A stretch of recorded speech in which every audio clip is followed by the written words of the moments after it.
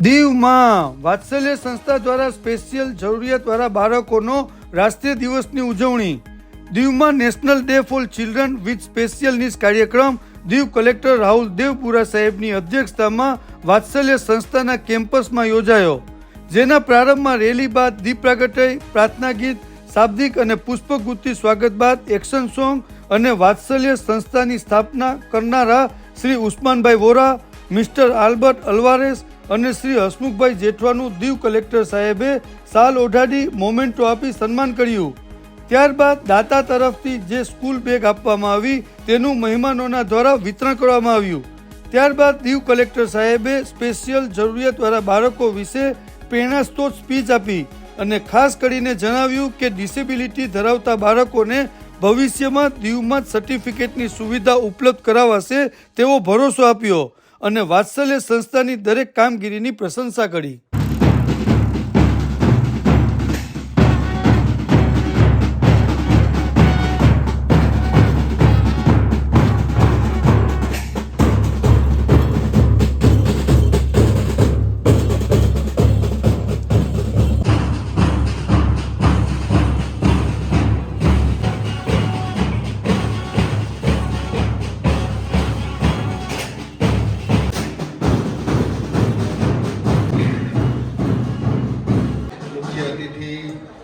अध्यक्ष स्थान पर विराजमान दीव जिला के सम्माननीय समाहर्ता महोदय का शुभ आगमन हो चुका है.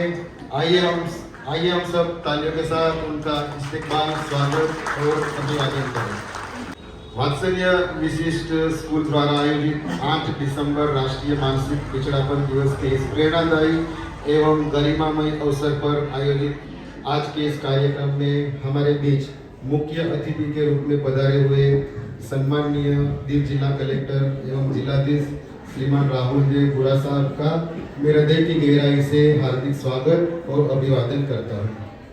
आपके आगमन से इस कार्यक्रम की महत्ता और गरिमा अधिक बढ़ गई है और विशेष रूप से हमारे इन विशेष बच्चों के लिए आपकी उपस्थिति किसी अमूल्य प्रेरणा से कम नहीं है.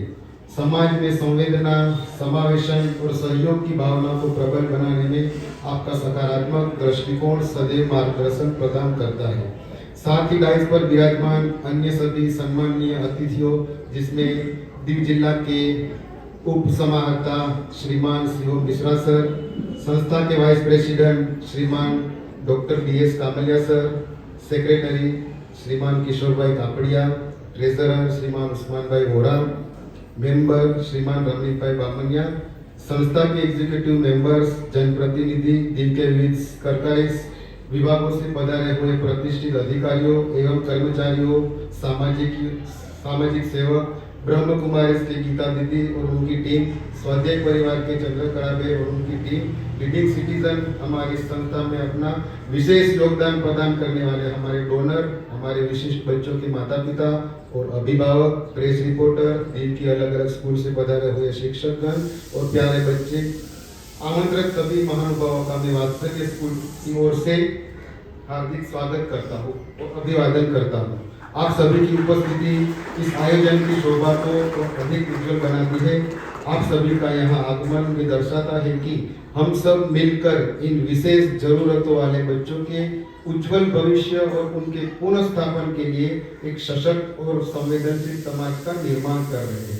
मैं आप सभी के प्रति अपनी कृतज्ञता व्यक्त करते हुए आपका हार्दिक स्वागत और अभिवादन करता हूँ.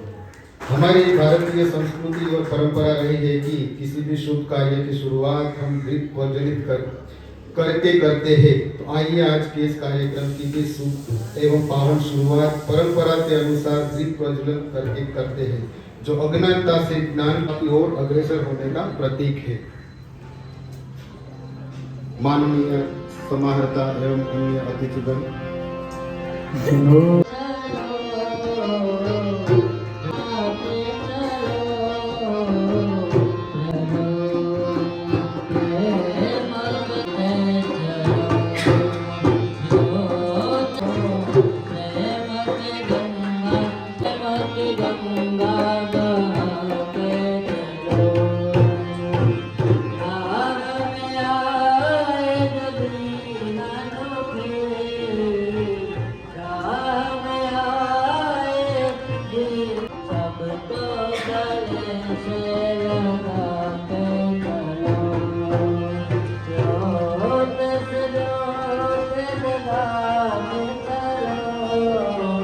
हमारे मुख्य अतिथि सम्माननीय श्री राहुल देव बुरा साहब तथा अन्य सभी विशिष्ट अतिथि गण का सम्मान में पुष्पगुच्छ अर्पित कर उनका हृदय से स्वागत एवं अभिवादन किया जाएगा।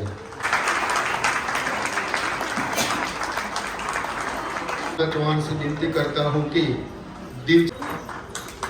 उसके बाद में जयेश भागिया से विनती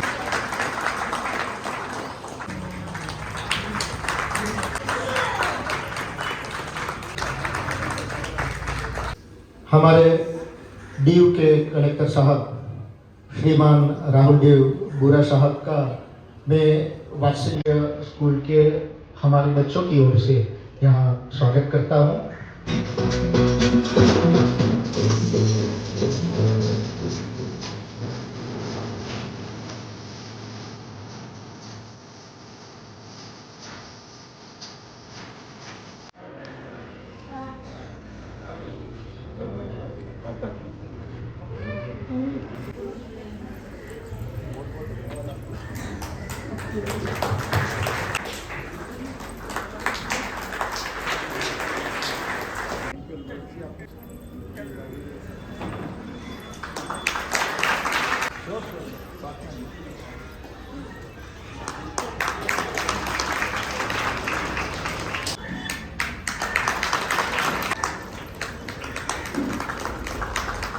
सर को विनती करता हूँ कि वो आगे आए।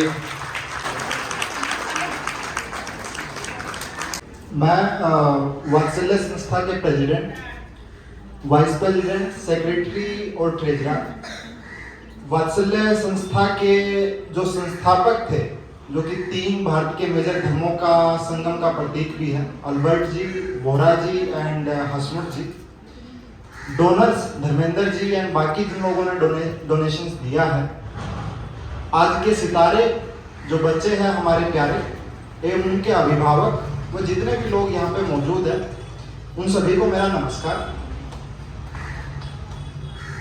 मैं बहुत बार यहाँ पे आया हूँ सोसाइटी में, वात्सल्य में बहुत अच्छा काम भी कर रहे हैं लोग, बट 1-2 बार मेरे को ये भी पता चला कि अभी भी बहुत सारे बच्चों के पेरेंट्स ऐसे हैं जो उन्हें नहीं भेज रहे हैं यहाँ पे संस्था के अंदर, या फिर पेरेंट्स डरते हैं कि अगर वो बताएं कि हमारे बच्चों को ऐसी कोई डिसेबिलिटी है तो समाज के अंदर क्या फर्क पड़ेगा उनका। तो बेसिकली मैंने ये कंसेप्ट जिस तरीके से समझा था, उस कहानी को मैं आपको बताना चाहता हूँ, क्योंकि मेरे को लगता है कि कहानी के जरिए हम बहुत अच्छे तरीके से चीज़ों को समझते हैं। तो मेरे को कहानी सुनाई गई थी एक लकड़हारे की फैमिली की। लकड़हारा यानी कि जो अपना जीवन यापन करता है पेड़ को काट कर। तो उसके घर में हमारे हरियाणा की तरफ एक पेड़ होता है यूकलिप्टस, जिसको हिंदी में सफेदा बोलते हैं। सफेदे का पेड़ बहुत ऊंचा जाता है और उसका प्राइमरी यूज होता है कि जब वो ऊंचा जाता है, सीधा जाता है, तो उस प्रकार के पेड़ों को हमारी जो प्लाईवुड की इंडस्ट्री है उसमें बहुत ज्यादा यूटिलाइजेशन उसका होता है। तो सभी लोग चाहते हैं कि वहां पे सफेदे का ही पेड़ लगाया जाए। तो उस लकड़हारे की एक बीवी थी और एक बच्चा था। बीवी ने उसके घर पर 2 पेड़ लगाए, एक यूकलिप्टस सफेदे का और दूसरा अमरूद का। और आपने अमरूद का पेड़ अगर अभी देखा हो तो अमरूद का पेड़ बहुत ही छोटी हाइट का होता है, नीचे से उसके ब्रांचेस स्टार्ट हो जाती है और उसकी लकड़ी बहुत ही कमजोर होती है। तो लड़के ने अपनी मम्मी से प्रश्न किया कि हम ये पेड़ क्यों लगा रहे हैं, तो हमारे कभी किसी काम ही नहीं आएगा, ना ही इससे की लकड़ी बेच के हमें कुछ फायदा होगा, और इसके लिए हमें साफ पानी वैसे देना पड़ता है हर रोज, हमारी तरफ पानी की कमी वैसे ही है। जबकि सफेदे का पेड़ आप किसी भी प्रकार का पानी उसको दे दो हमेशा बढ़ता रहेगा, हम इसकी इतनी देखभाल क्यों कर रहे हैं। तो उसकी जो माता जी थी उन्होंने कुछ नहीं बोला, बस मुस्कुराई और बोले कि तुम आगे जाकर देखना कि क्या होगा। आगे जाके हरियाणा सरकार ने क्या किया कि यूकलिप्टस के पेड़ को एज एन जंगली ट्री डिक्लेयर कर दिया, जिसको आप काट ही नहीं सकते हो। तो लकड़हारे का जीवन यापन ही खत्म हो गया वहां पे, उसकी कोई कमाई नहीं हो रही थी, तो उसको रोटी खाने के भी पैसे नहीं मिल रहे थे। उस टाइम पे वो अमरूद का पेड़ था, वो बड़ा हो चुका था 10 सालों के अंदर, और उसके जो अमरूद थे वो इतने घने मीठे हुए कि लकड़हारे ने उसको बेचना स्टार्ट किया। और जब बेचना स्टार्ट किया तो आसपास के कुछ साहूकारों ने देखा कि ये तो कितने अच्छे अमरूद हैं, तो उससे उसके घर पे जो 1-2 पेड़ अमरूद के लगे थे वो सारे अमरूद खरीद लिए और बोले कि मैंने आज तक इतने मीठे अमरूद नहीं खाए हैं, आप जितना भी पैसा बोलो हम आपको उतना पैसा देंगे। तो लकड़हारे को लगा कि सर आप मेरे को पैसे की बजाय मेरे को और जमीन दे दो ताकि मैं और अमरूद के पेड़ लगा सकूं और आपके लिए इस चीज का बिजनेस कर सकूं। उसके बाद उस दिन उस बेटे ने पूरी घटना को देखा तो उसके मम्मी पापा ने उसको बताया कि अगर हम उस दिन इस अमरूद के पेड़ को अगर पानी नहीं देते, साफ पानी नहीं देते, इसकी एक्स्ट्रा केयर जो हमें करनी पड़ रही थी नहीं करते, तो आज शायद हमारे लिए मरने का टाइम आ गया था, क्योंकि हमारे पास में पैसे अपने जीवन यापन करने के लिए नहीं बचे थे। तो उसी प्रकार से मेरे को इस स्टोरी से जो एड्रेस मिला था कि दुनिया के अंदर हम सारे के सारे ह्यूमन बींग्स हैं और हम अलग अलग तरीके के पेड़ हैं और हर एक पेड़ की अलग विशेषता है। हमारी जो सोसाइटी क्रिएट की गई, जो आज तक हमें लग रहा था कि हम लकड़हारे हैं, हमें सिर्फ और सिर्फ सफेदे का पेड़ चाहिए है, हमें बाकी पेड़ों की जरूरत नहीं है, उसी को उस दिन मैं समझा कि शायद हमने सोसाइटी को बनाया ही गलत तरीके से, हमने सोसाइटी को उस तरीके से बनाया ही नहीं है कि हम अमरूद के पेड़ की भी अहमियत समझ सकें। मैं आपको एक एग्जांपल देता हूँ। दुनिया के अंदर 3 सबसे बड़े म्यूजिकल कंपोजर हुए हैं। पहला बाक, दूसरा मोजार्ट और तीसरा बेथोवन। आप जितनी भी मूवीज के अंदर देखोगे उन्हीं ने जो म्यूजिक की संरचना की थी उसी की कुछ ना कुछ वेरिएशन करके हम यूज कर रहे हैं। उसमें से जो बेथोवन था, इनको बोलते हैं बिग 3। बेथोवन था, उसको सुनाई ही नहीं देता था।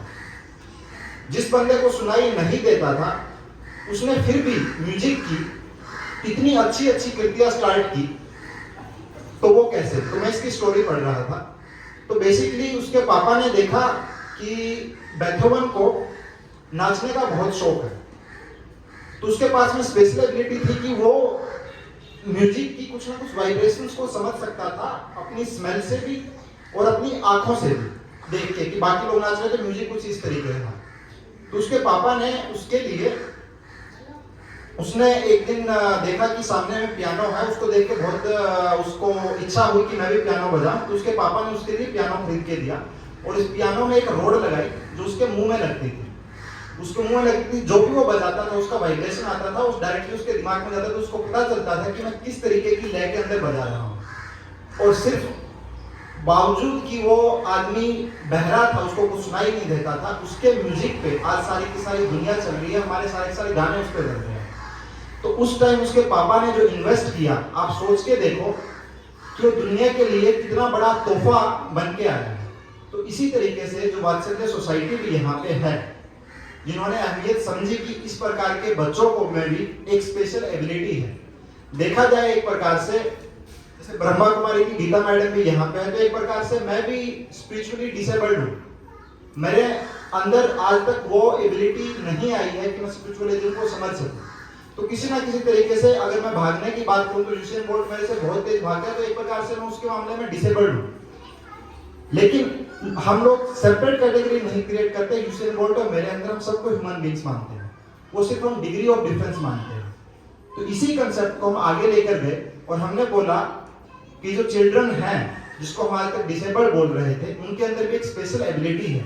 उनसे का जो हमारा डिफरेंस है वो कुछ ना कुछ बस डिग्री का ही डिफरेंस है कि मेरे को कम सुनाई देता है, मेरे को ज्यादा सुनाई देता है, उसको कम सुनाई देता है, बट है वो उतना ही कैपेबल भी।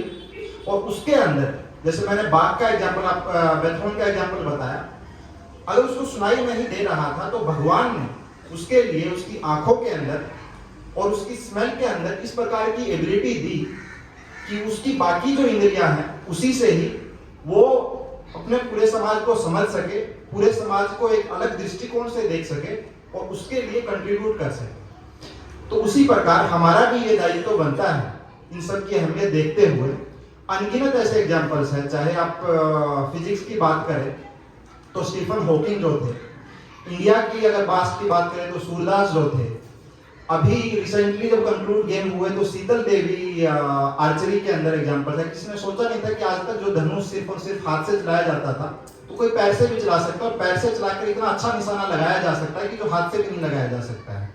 तो इन सभी चीजों को देखते हुए हमारा ये दायित्व बनता है कि ये जितने भी बच्चे हैं हम उनको इक्वल अपॉर्चुनिटी दें कि उनकी जो जो ऑर्गन्स उनके पास में हैं, जो जो उनके मेंटल एटीट्यूड हैं, उस तरीके से वो इस समाज को समझ सकें और उस समाज में कंट्रीब्यूट कर सके।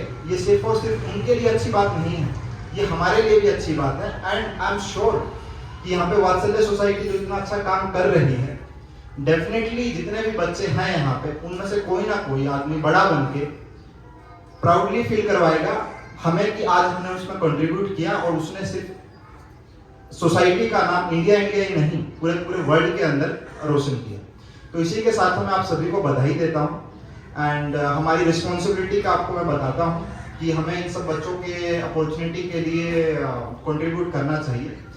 एक थोड़ा सा इशू मेरे को हमेशा फेस करना पड़ता है कि बहुत सारे पेरेंट्स यहाँ पे मेरे पास में डिसेबिलिटी सर्टिफिकेट के लिए आते हैं, जिसके लिए मेरे को बार बार उन लोगों को दमन भेजना पड़ता है क्योंकि हमारे पास में बोर्ड नहीं है। उसके लिए भी विचार विमर्श किया जा रहा है कि वो बोर्ड हम यहाँ पे एस्टेब्लिश कर सके ताकि पेरेंट्स को यहाँ से दमन जाने के लिए जरूरत ना पड़े एंड हम उनकी जो परेशानियाँ उनका निराकरण यहीं पे ही कर सकें।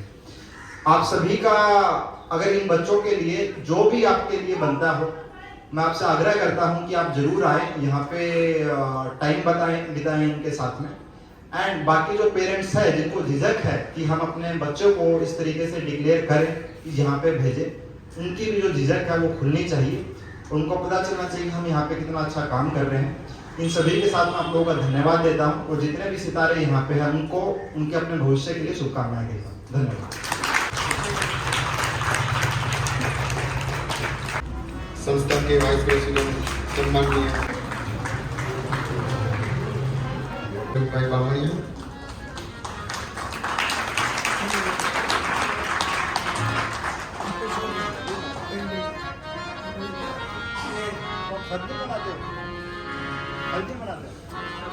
क्या नाम है? नाम है सर, वो इसके अंदर एबिलिटी है, हम इनको प्रमोट करते हैं। यहाँ पे